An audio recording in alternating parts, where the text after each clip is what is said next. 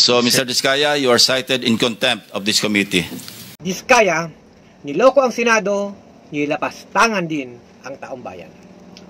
Kung may magsisinungaling sa Senado, hindi lang komite ang niloloko, kundi ang sambayan ng Pilipino. Tama lang na i-contempt si Diskaya, mga kababayan, dahil ang pagsisinungaling sa harap ng bayan ay garapalan at walang respeto sa institusyon. Ngayon, meron bang pinagtatakpan sa Kongreso at Senado itong Senador Diskaya? Kaya ang pag-cite in contempt kay Pacifico Curly Diskaya II sa Senate Blue Ribbon Committee ay malinaw na pahayag. Hindi maaaring gawing laruan ang investigasyon sa Senado.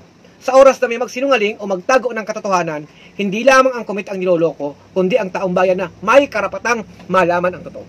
Mga kababayan, ito ang problema sa atin.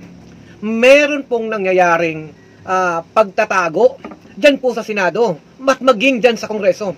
May pinagtatakapan. Sino ba talaga ang kasapakat, kasabwat ng mga yan? Dyan po sa pagnanakaw sa pera ng bayan, bilyones hanggang trilyones po ang ninanakaw sa pera ng bayan. Kaya dapat mong may managot. Ito pong nangyayari pong Senate Blue Ribbon Committee hearing ay dapat na may malinaw pong mapanagot sa pagnanakaw sa pera ng bayan.